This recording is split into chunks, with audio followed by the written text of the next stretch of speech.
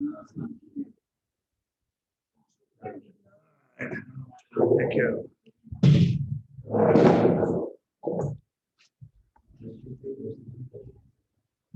Okay, it looks like we have a quorum here. So to start off, we're supposed to learn how to run Hydrolight this afternoon. So how many of you have never heard of Hydrolight before this class? Okay, so that's like a third or whatever. How many of you have heard of it but have never used it?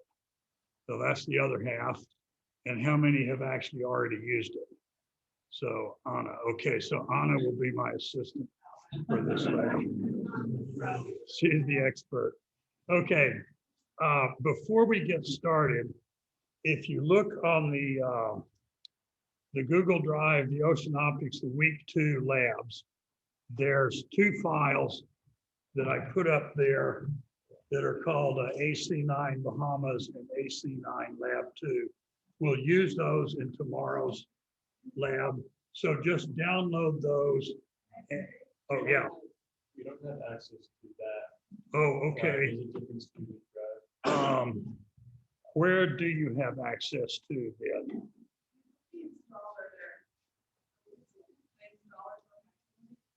Okay, I thought that's, hang on here.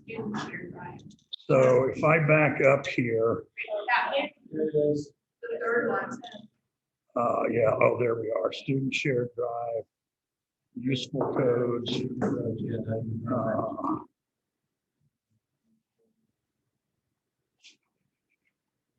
Yeah, okay, let me just copy that over now, right now, before I forget it.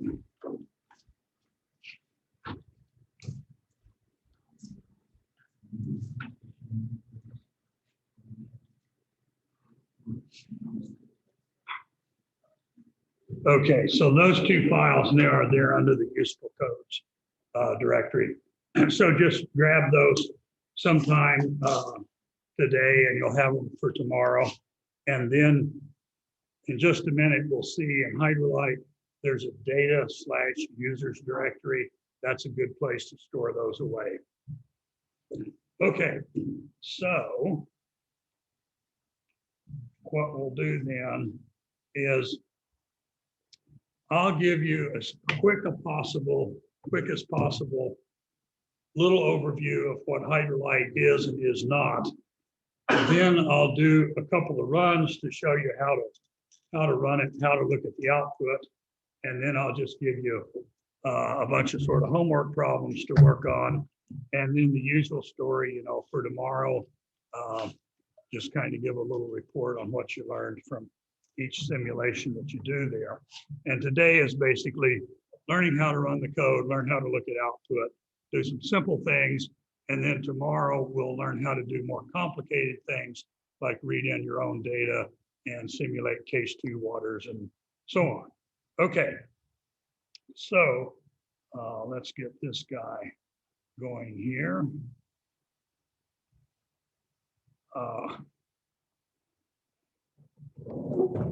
And you guys already just said that.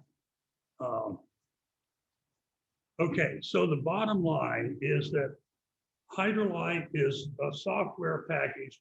There's actually 2 chunks to it, Hydrolight and Ecolite, but they're all in together.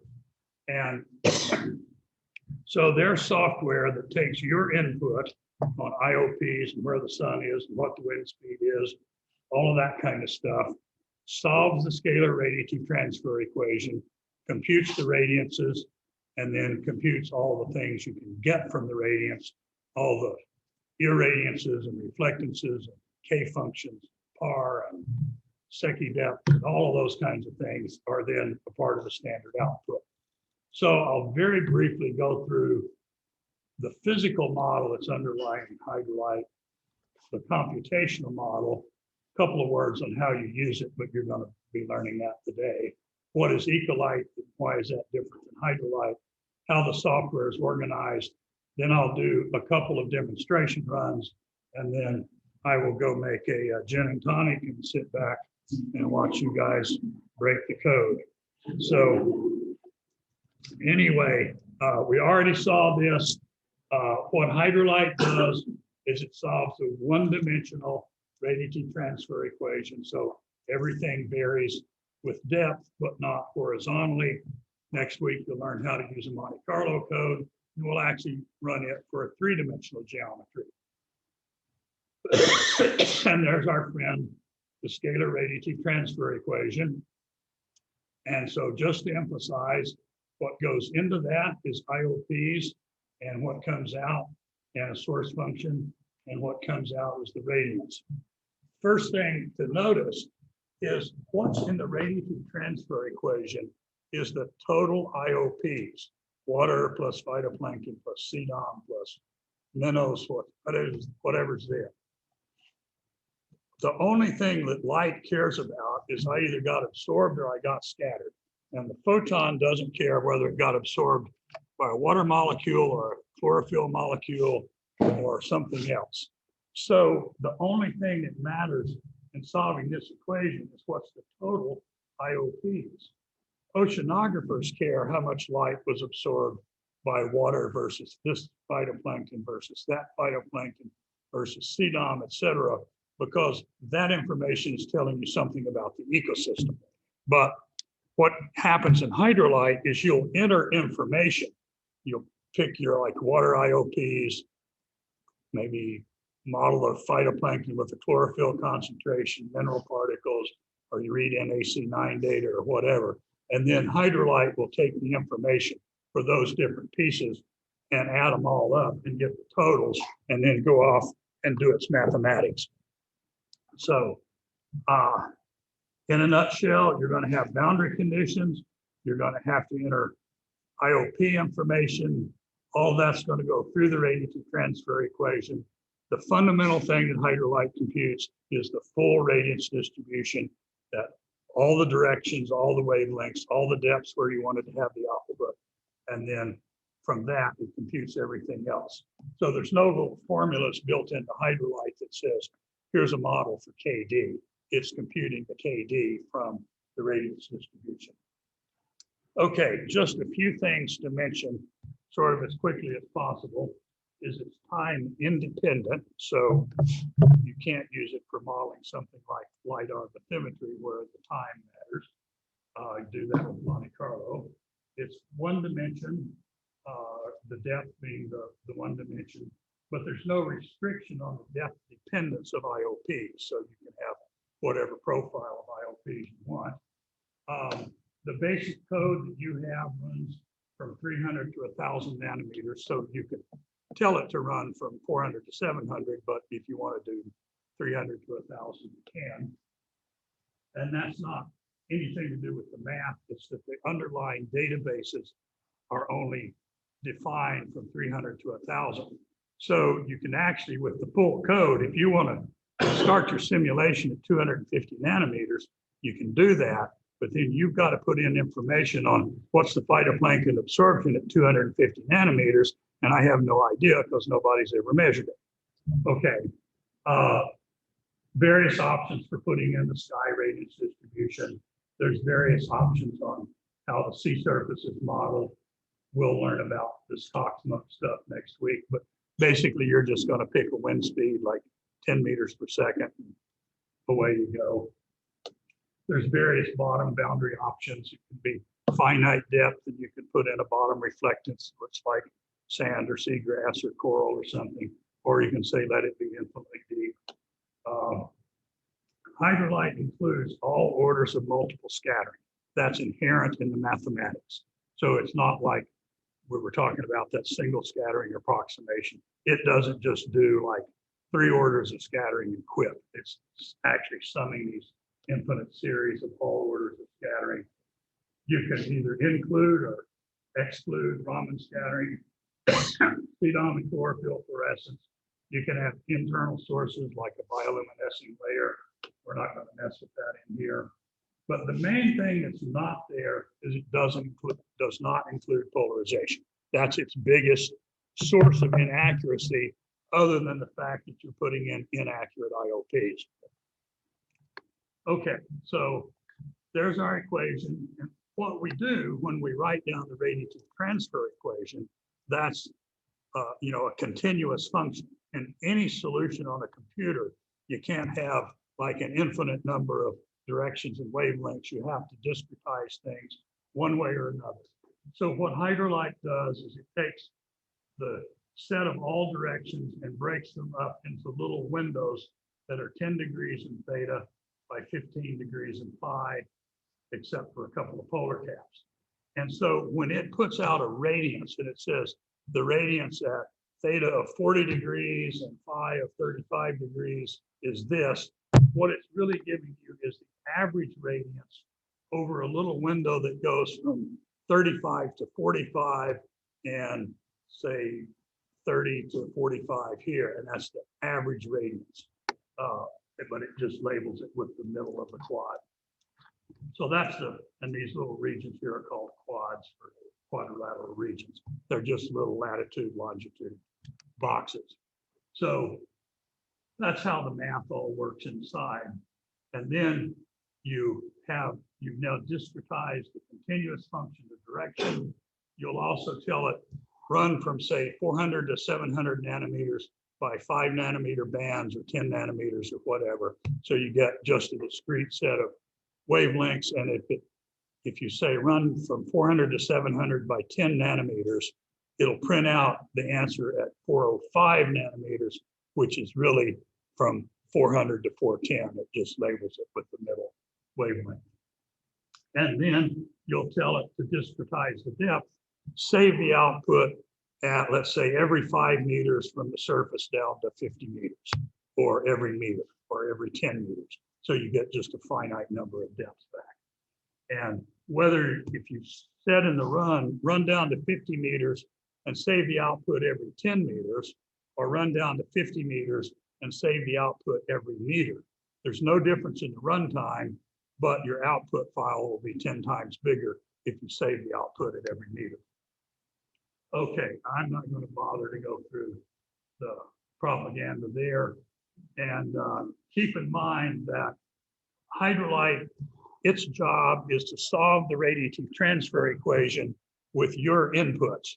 So it doesn't actually know anything about the ocean, but it's got a lot of databases built into it that do know about the ocean. But people have used Hydrolight for all kinds of things, like even modeling like the remote sensing reflectance of the methane lakes on Titan or whatever it is, some moon of Jupiter or Saturn, whatever, So if you just put in those IOPs, it's happy. It's just a mathematics thing.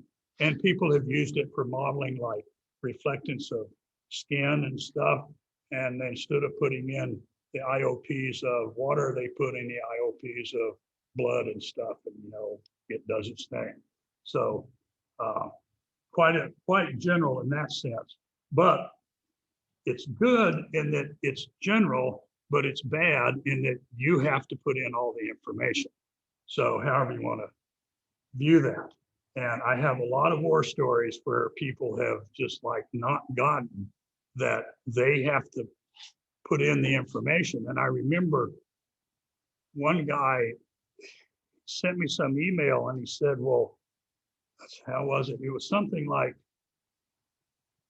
oh, I know what it was. He had run Hydrolight and he put in the latitude, the longitude, the day of the year, the time of day, etc. And he had picked this file. It's an example chlorophyll profile that you guys have. And so he picked that for the chlorophyll profile, ran it. Hydrolight puts out some remote sensing reflectance or whatever. And then he comes back to me and says, well, Hydrolight's like totally wrong. And he said, I looked at the printout and it says, here's the chlorophyll. And I measured the chlorophyll and it's nothing like what Hydrolight said. And I said, what? And then I realized, oh, he's using the example file of chlorophyll profile. And I said, no, you have to replace the example with your own chlorophyll profile. And then he says, well, what values do I use? And I didn't think of it at the time, but I should have said, if you can give me the latitude, the longitude, the day of the year, and I can tell you what the chlorophyll is, we can close down the whole NASA remote sensing project, because that's what Anyway, there's a lot of stories like that. You do have to clean up your data a little bit. In a previous class, student had an AC9 profile, and here it is, and they've done the scattering correction or whatever, but it's like the AC9 is sampling at something like 6 times a second.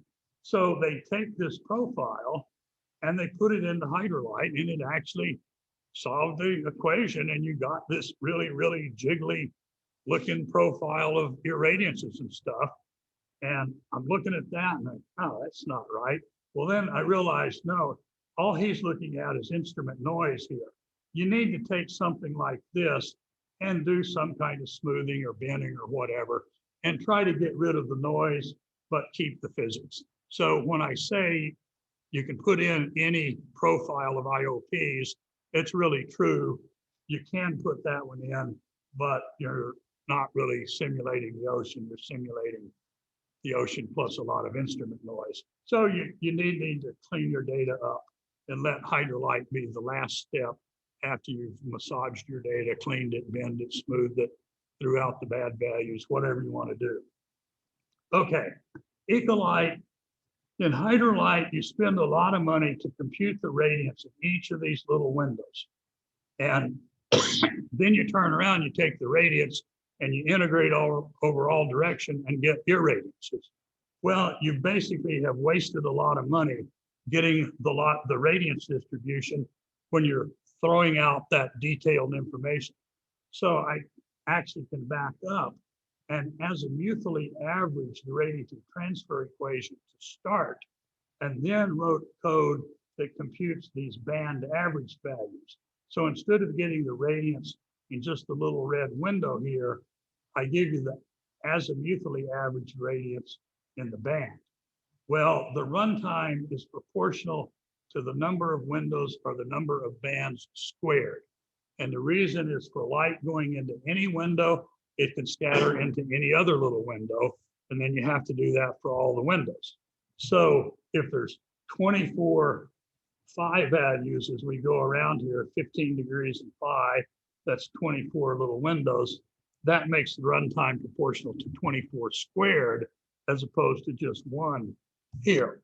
So the only difference in Hydrolight and Ecolite is they give you exactly the same irradiances, native viewing, remote sensing reflection, scale functions, etc. But with Ecolite, you don't get the full radiance distribution. And so if you don't want to look at that, run Ecolite. If you really do want to know the difference in the radiance in this direction and that direction and that direction, then you have to run Hydrolight. But this is much, much faster. Okay, enough said there. So the way the code's put together is there's a bunch of Fortran 95 mathematics, and this is like 30 or 40,000 lines of math, all written in very clean Fortran 95. And then that gets compiled. There's the user interface of C++ plus some other stuff. That gets compiled for either Windows, Linux, or Apple versions. And then those pieces are screwed together. And then in here, some of you have the Windows version, some of you have the Apple version.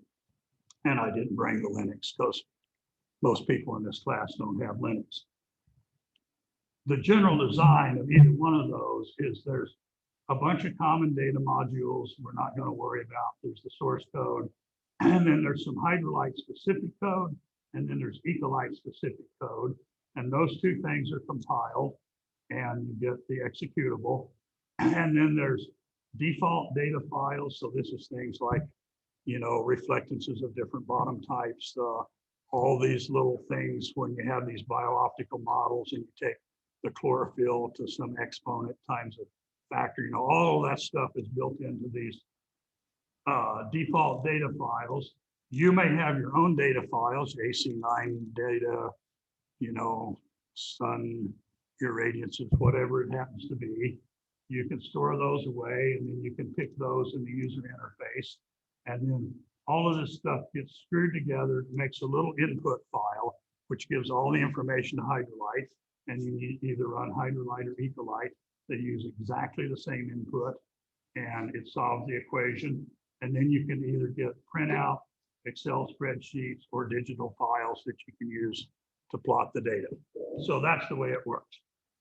Now, the history here, as I've said a couple of times, I started developing this code when I was a postdoc and thinking it was going to be a one-year project.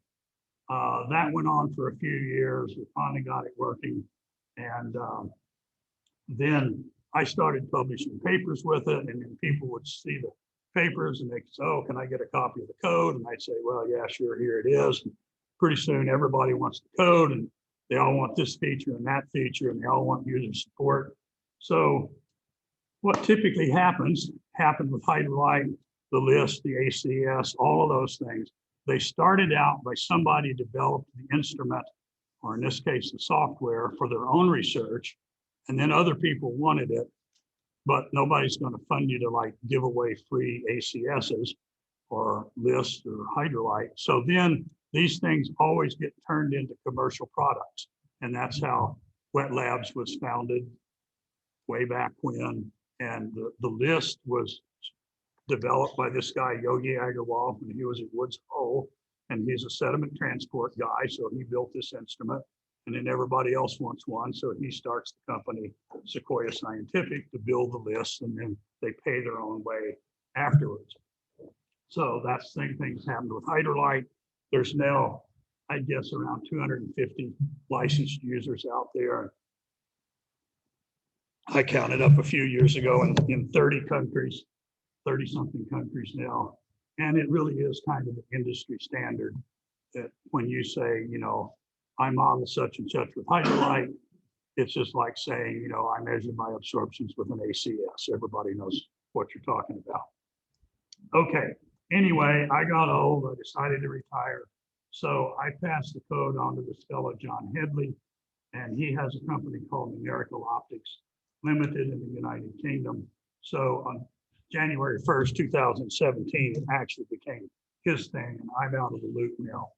And just to emphasize, neither Headley or I ever got any funding to develop Hydrolight. It was always done on the side, one way or another.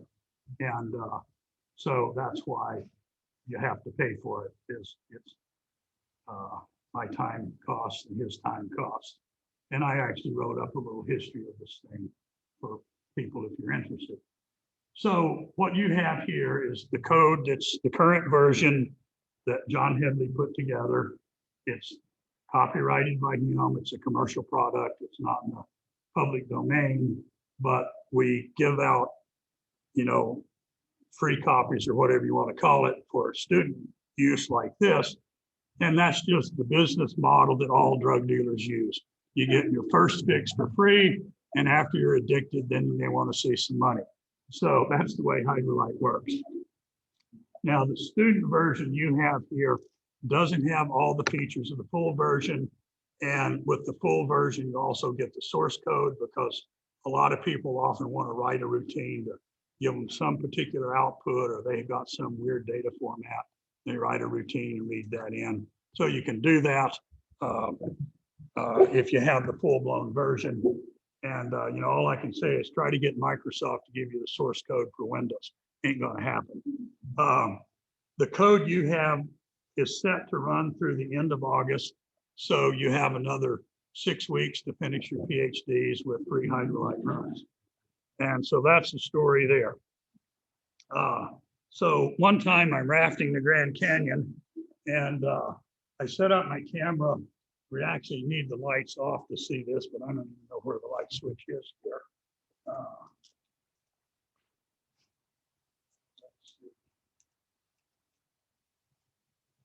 That helps a little bit. So this is kind of the rim of the canyon here.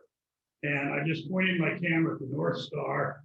I held down the shutter with the rubber band, and I went to bed. And eventually the battery ran down.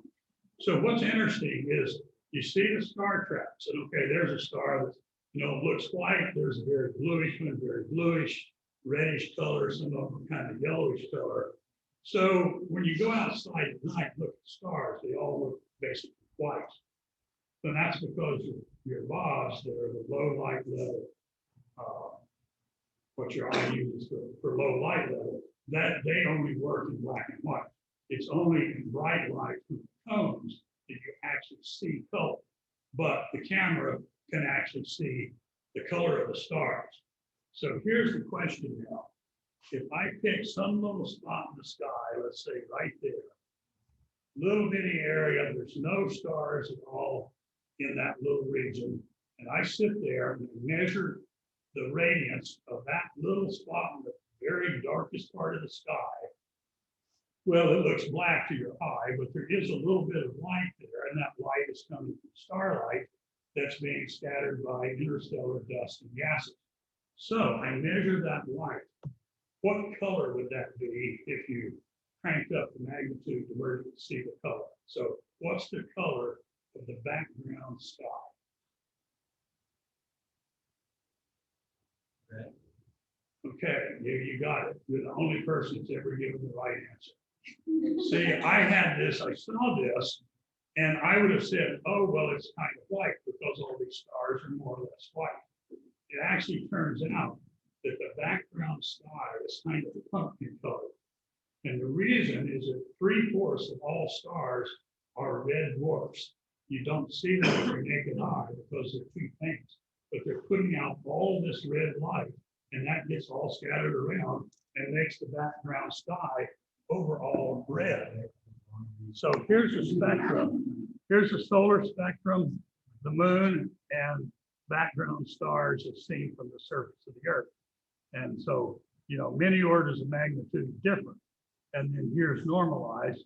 So the sun, notice the moon's a little bit redder. That's because the surface of the moon is not like a perfectly gray surface. It's kind of reddish, whatever. So that shifts the wavelength a little.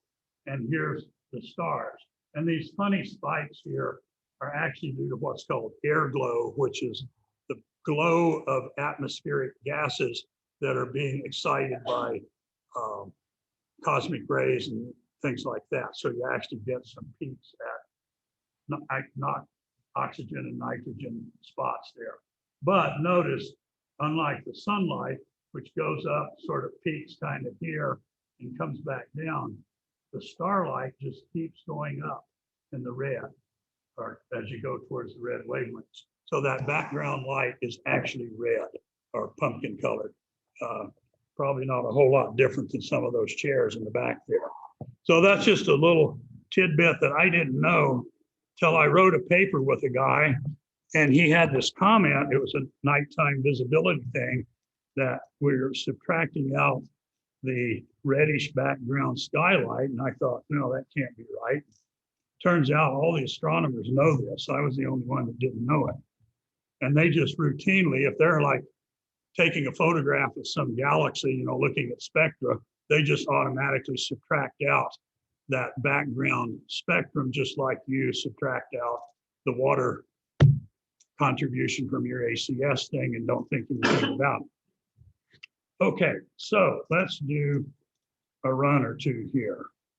You should have on your desktop here some icon about, sorry, here he is. That when Hydrolight was installed, it left an icon there. So if we just go over, and I have it down here too, of course. Whoops, wrong thing. All right, let's let this guy get done. Okay, fire up Hydrolight. Okay, so what you'll see, the first time through, it'll probably make you accept the license agreement and all that kind of stuff. I'm just going to hit reset defaults here. So if you totally screw everything up, go back, hit reset defaults, and it's just like you just reinstalled it. So when you do a run, all of your output files will be identified by some root name plus whatever else. So let's just call this lab, lab1 run 1, something like that. That'll be the root name. Then I can just call this some little thing that might be like first example run. And in your case, this might be, you know, Hartwell Sound, July the 29th, 2 p.m., whatever it is, just something to help you remember what is in all those files. And that's going to get put into the headers of all your files. So later you can come back and figure out what was going on. The first time through, it sort of tells you that, okay, I'm going to take that root name and there's going to be, for example, L root name.txt is a radiance output file. D is a file of digital output. S is and M are MATLAB files and spreadsheets and so forth. And P root name.txt, that's the printout file. That's just the way the file names are created. And you can just check the box that I don't want to have to look at this again now that I know how it works. Okay, so your first homework problem is we're going to do a very simple simulation at one wavelength. This form has a bunch of different options for how to enter the IOPs. And there's one where you just do one wavelength, put in constant IOPs. There's the classic case one model, the new case one. You have measured IOPs. Tomorrow, you'll use this option to read in ACS data and so forth. There's a couple of models for case two water. And if you want, you can write your own subroutine to define your own IOPs, including whatever it is you're interested in. But we're not going to use that one in here. So for the moment, let's just pick that guy. And it says, look, put in the total absorption coefficient, the total scattering, and pick a phase function. And then we pick a wavelength, which the IOPs here don't matter at the wavelength, but the sky model may need to know what the wavelength is. So I'm going to do something, let's say I put in 0.1 for the absorption coefficient and maybe 0.4 for the scattering coefficient. And I'll pick the Petzold average particle phase function. Okay, and I'll say, let's let this be at 550. So I've now defined the IOPs. That's the easy way you can do it.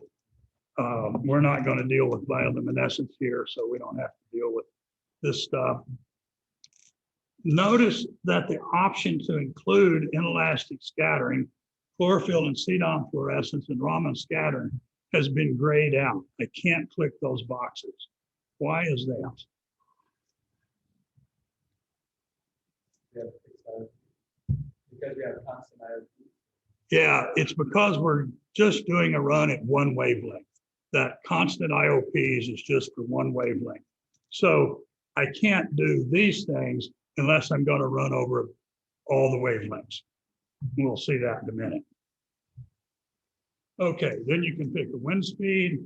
You can put in the index of refraction of the water, or there's an option that you can back on the first form you haven't seen yet.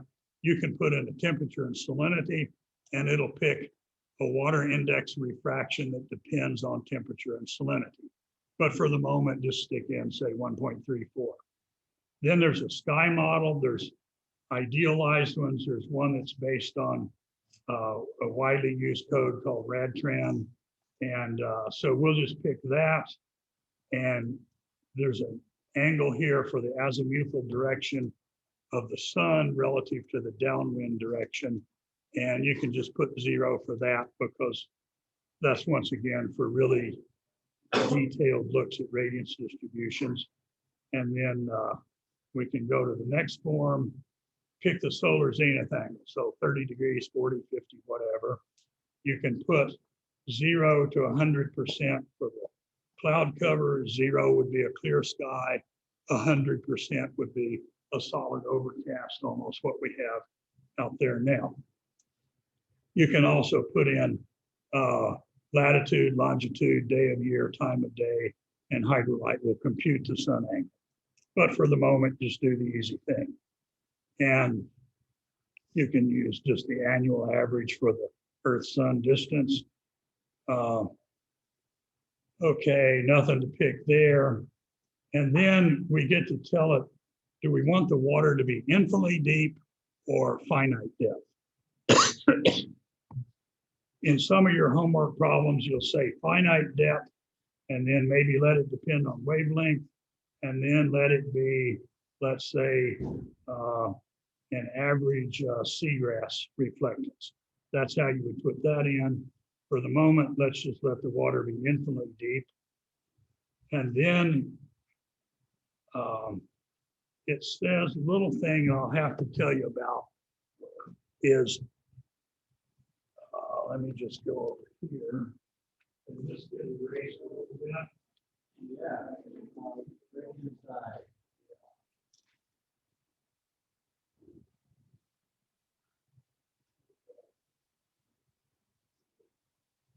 Let's see, where are we?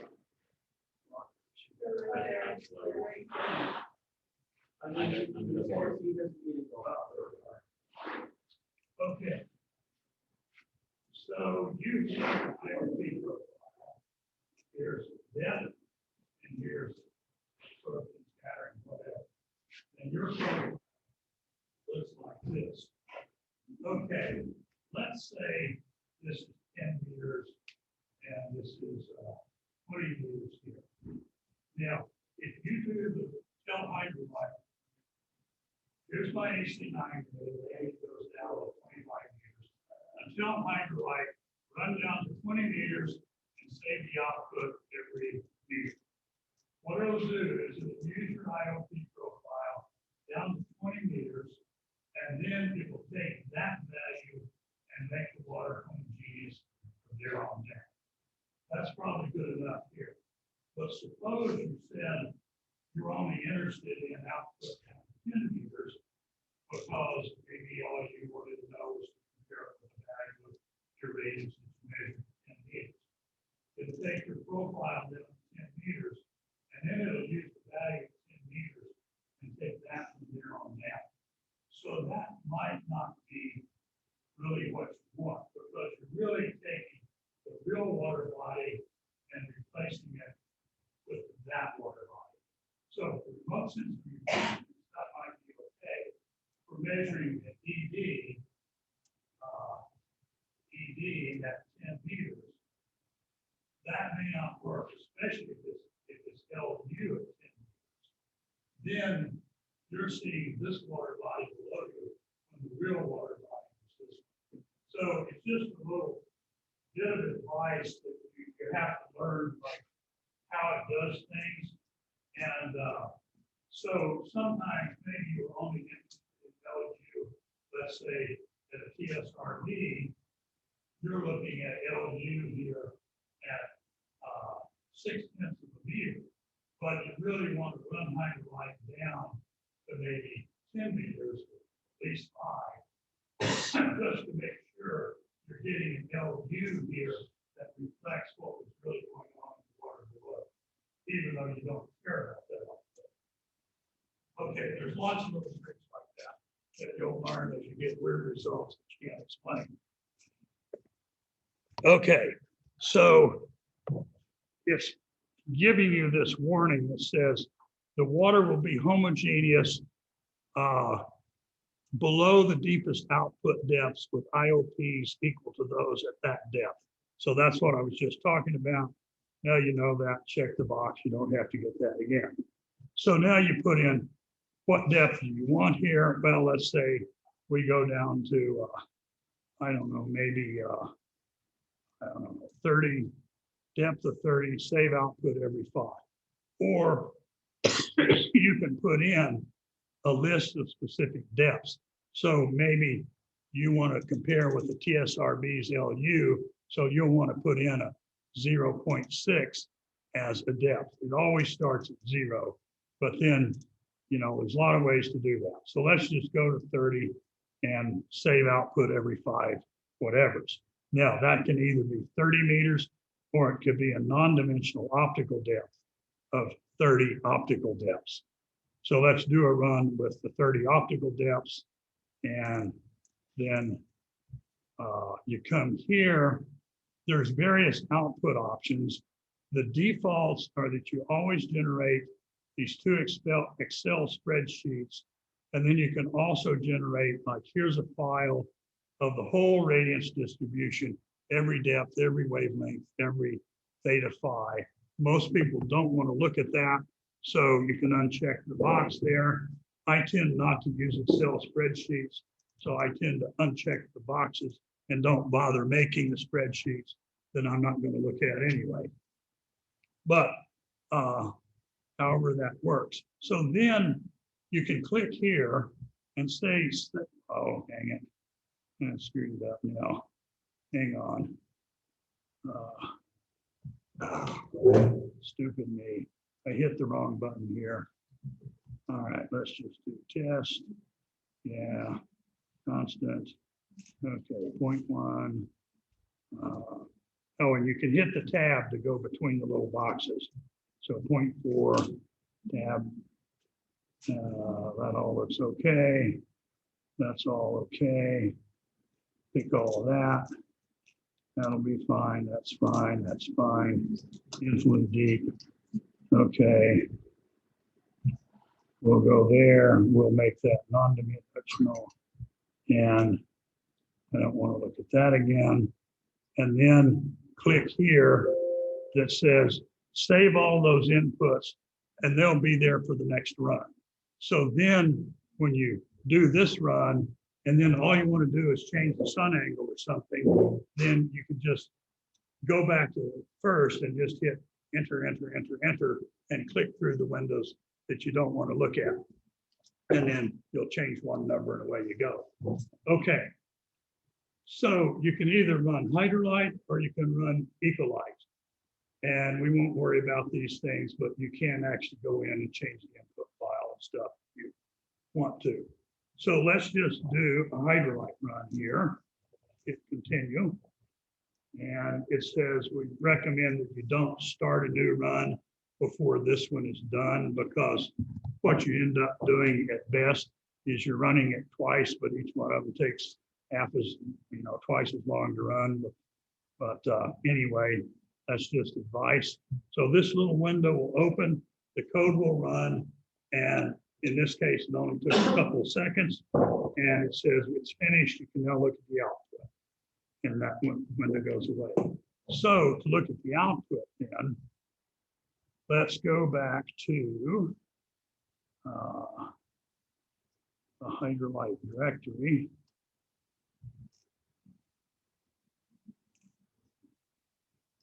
So I think yours maybe got installed as HE60_SD or something for student version, I'm not sure. But somewhere there, you have a directory wherever you put it with the Hydrolight code. And so the directory structure is, there's a data directory. Might as well look at that.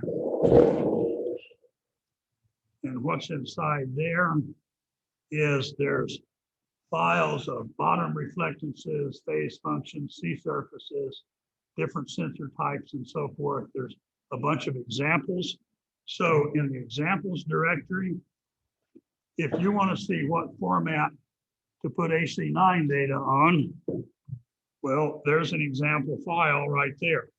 And if you want to know what data for chlorophyll data versus depth, or backscatter data, or irradiance data, or whatever it happens to be, input sky irradiances, there's an example for each of those formats.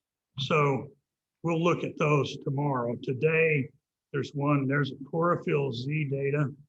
And so every data file that you might want to read in has a Hydrolight standard format. So for something like a concentration, what it says is begin header through end header. So you can put in whatever information you want about what's in that data file. And when Hydrolight reads this, it just skips anything between the begin and end header records. Then for chlorophyll, it's just a bunch of pairs of depth and chlorophyll concentration, whatever it happens to be. And then it says in data, so Hydrolight's done looking at this file. And if you wanted to put more information down here about, how you process the data or whatever, you can do that. So that's the Hydrolight standard format for putting in a chlorophyll profile. And we'll look at some of these others tomorrow, like for AC9s and stuff. If we go back, and then there's a data user directory here, that's where I would put those files that you're going to use in tomorrow's class. And that's the default. When you tell it, I'm reading in my own data, where is it? It'll look here first, and then you can browse to somewhere else if you want to. But that's the way that works. Then there's like a front end directory, that's the GUI, there's license files, all the usual stuff. And then if you look at the output, then there's an Ecolite and a Hydrolight directory. And if we look under the Hydrolight directory, there's a folder of digital output, Excel spreadsheets, and printouts. So let's just look at the printout, show you what's there. So I just did this thing called, I guess I called it P-test. Second time I went through, whoops. Okay, so the printout is just a big listing of all your inputs and all these standard outputs. And then it'll start out like, you know, whatever the run title was, it's got what depths you use. You'll notice I said save the output every 5 meters, but it shows 0, 0.01, 5, 5.01. It actually automatically will pair your depths with one just below it or just above it. And those closely spaced depths are used for computing depth derivatives when it computes the K functions. So you'll only see the printout at 0, 5, 10, 15, 20, but those others were actually used inside. And then there's just listings. It says IOP model specifications. It tells you what IOP model you used. It might be the name of your AC9 data. In this case, it just shows the absorption and scattering coefficients. And that's just so you can look back later and see what you did. It tells us in this case, there was no inelastic scattering. It tells us, you know, it was a clear sky. The sun was at 30 degrees, etc. Because it's quite common that you do a run, you get some weird thing, and then you go back and look at this and realize, oh, well, I had the sun at the wrong spot, or I had the wrong AC9 file, or whatever it happened to be. And then there's a bottom boundary section here that just says that, you know, it was infinitely deep, and there weren't any warning messages about bad data or anything. So you read in your AC9 data and you screw it up and there's negative absorptions or something, there will be some rude message here saying, you need to clean this data up, absorption can't be negative. But what it'll do is it'll take a negative absorption and set it to 0 and go on with the calculation, but it'll print a message here that you might not trust the final results. Okay, so then you start getting printouts of, in this case, it's just the total absorption, but in a minute we'll do another run and it'll say, you know, here's the geometric depth, here's the optical depth, and then, you know, the pure water, the phytoplankton, the CDON, the minerals, whatever, and then the total. So you see that for all the IOPs, and then kind of a little summary table. And then we finally get down to what you're probably interested in, which is here's a table of depth, and this is at wavelength 550, upwelling and downwelling and total scalar, upwelling plane, downwelling plane, mean cosines, irradiance, reflectance, all of those things as a function of depth. Then there's a little table of selected radiances. So there's LU, there's the downwelling, so that's looking at the zenith. Yeah.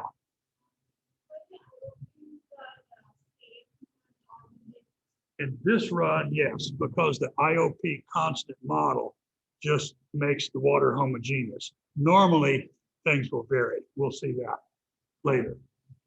And then there's radiance looking towards at right angles and away from the sun.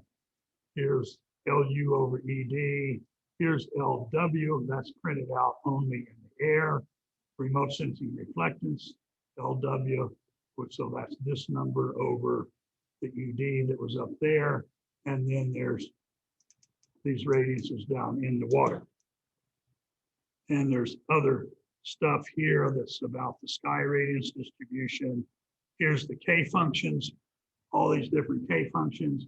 And you can see they're all different up near the surface, but they're all coming together to the same value down at depth.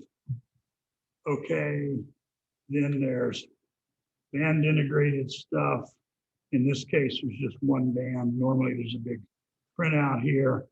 And you'll notice it says PAR and broadband irradiances were not included in this run because it only makes sense to compute PAR and these things like Secchi depth if the run covers at least 400 to 700. So you can look at that. And I always recommend you do a run, just open this file, take a look and make sure there's no error messages about bad data or whatever it happens to be. Let's do one more run and then I'll turn you guys loose. So we go back to find a new run. So this is test 2, let's call it. And we'll talk about case 1 water. Okay, so now you come through and okay, I don't want to see that anymore. Now there's these 2 case 1 models. One's kind of the old one, one's the new one. Let's just pick the old one. And now we get to pick pure water and chlorophyll. And then CDOM and such is correlated to the chlorophyll. So with seawater, the default, it says here, I'm going to use pure water IOPs that were computed for a temperature of 20 degrees and salinity of 35. Good enough. There are other data file of seawater values. There's a data file of pure water, freshwater values, because freshwater and seawater differ by about 30% on the scattering. And you can use some other data sets, or if you have your own measurements of seawater, you can put those on a standard file and read those in. For the moment, let's just use what's there. And then you come along and we have to now put in the chlorophyll concentration. Well, we could just read in that the chlorophyll was 2.3, and that will be milligrams per cubic meter or micrograms per liter. Or, and that's a typical value for out here, as you guys know, we could read in our own file. So we could go back up and let's just take this examples file, and there's the chlorophyll Z data profile. Let's just pick that. And then it's going to take that profile of chlorophyll and plug it into that case 1 IOP model in order to get the absorbing and scattering coefficients. And you have to pick a phase function. So maybe let's give it a phase function of 0.015% for the backscatter fraction. Okay, we've now specified the phase functions, and it just kind of reminds you, I'm going to read this file to get your chlorophyll profile. Okay, you check, yep, that's the one I wanted. Now notice that I can include chlorophyll and CDOM fluorescence and all of that stuff. So what the heck, let's put it here. There, there, and there. Now, what you can do here, for example, that you can't do in Mother Nature, is you can do a run with Raman scatter and see what you get, and then do another run that's exactly the same, but don't include Raman scatter. And then you see how much difference did Raman scatter make in the light field. You can't turn Raman scatter off in nature. Okay, so notice now I cannot pick an option just to do one wavelength. How come?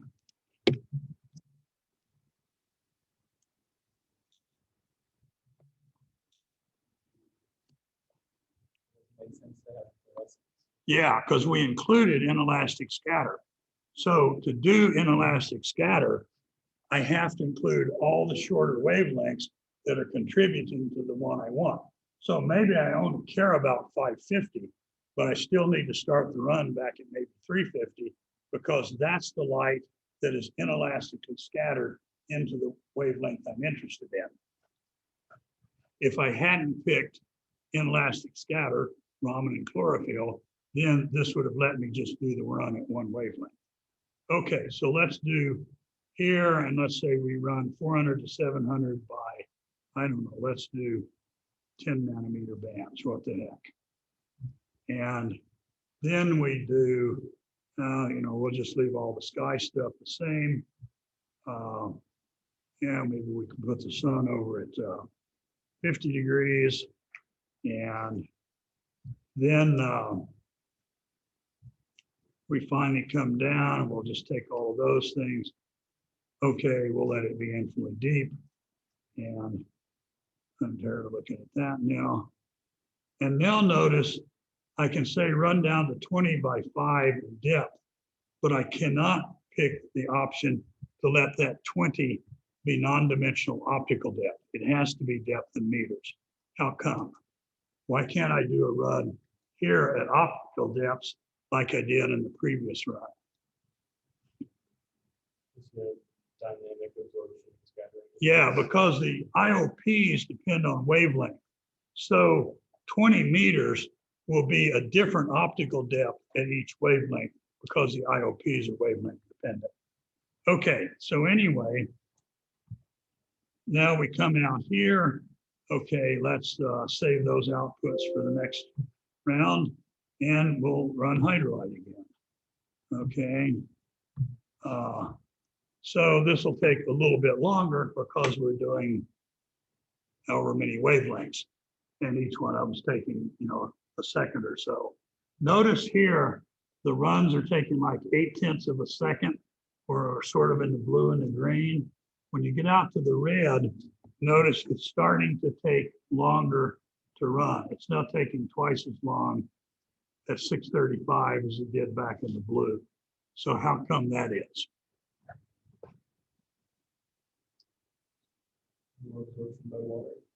Yeah, it's the water absorption is high out there. So 20 meters at a red wavelength is way more optical depths than at a blue wavelength. And it's optical depth that matters as far as the calculation is concerned. Okay, so we've done a run there. It's happy. We click the button. Now the other thing, one more thing I'll show you is looking at the output is the Excel spreadsheets. So each run will create 2 spreadsheets, an S root name and an M root name. They have the same information, but the S stands for single wavelength. And what that spreadsheet does, let's just open it up.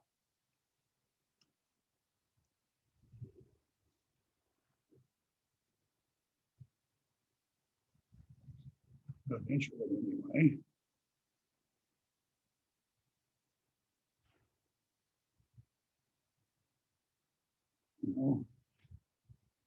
It's taking its time. All right, I'll just look at it here. The single wave spreadsheets, they take several different variables. In this case, here's KDs, and there's tabs down here with all of those things. And then they'll show KD, KU, K0, one wavelength at a time. Oh, well, it's finally got around to deciding to open up.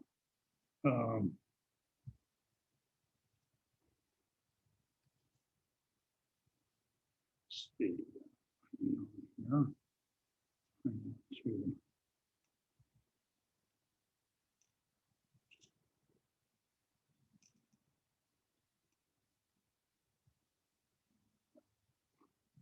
I have never used Documents Directory in my life.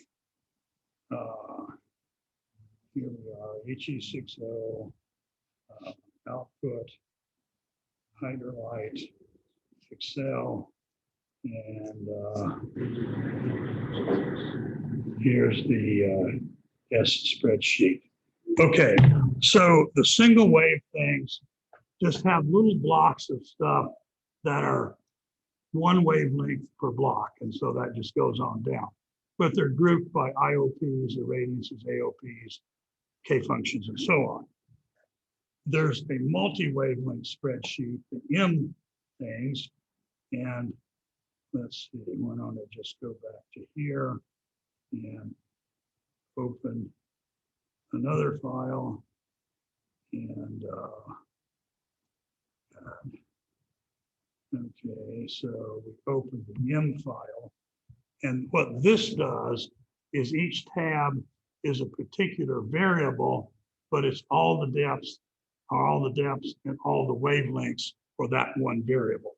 So if you wanted to look at remote sensing reflectance, for example, you can come down here and somewhere over here, here's remote sensing reflectance, and here's RRS right here versus wavelength. So you can go in here now, and at this point, you're simply in Excel. It has nothing to do with Hydrolight.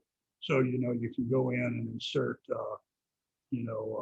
charts or whatever you want to do. Let's say, here's these guys, and what do they call them here?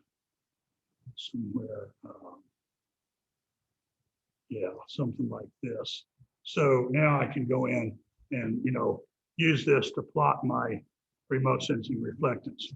And I swear, so Microsoft, Bill Gates is worth like $150 billion, and he cannot figure out how to write a spreadsheet that will look at your data and say, maybe I should make the axes from 400 to 700.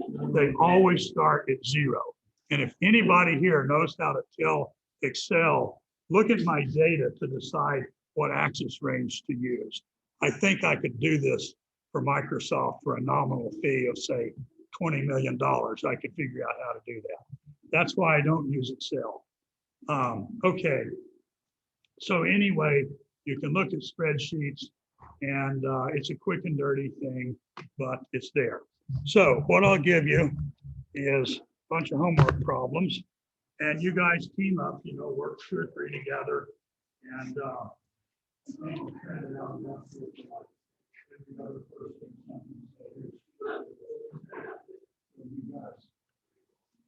take 4 at this table, and 4 to another 4 or whatever at this table. And if anybody wants to make a comment, souvenir of class, here. So there's about 4 or 5 little problems. Just work your way through it, and then for the average report tomorrow, the usual story, just tell you what you learned in the first problem. Second problem, whatever. Yeah.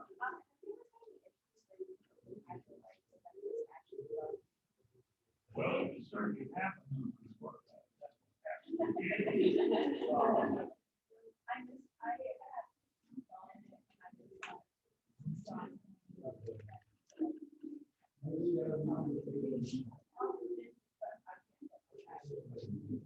Okay, well, team up with somebody else. Because there could be some weird thing just on back. Yeah. I gave her a tax, but we'll see what we can figure out later. Just team up with somebody else. At least one person ran a Mac and one ran on Windows, and they ran okay. So there could be just some weird conditions thing. Who knows why.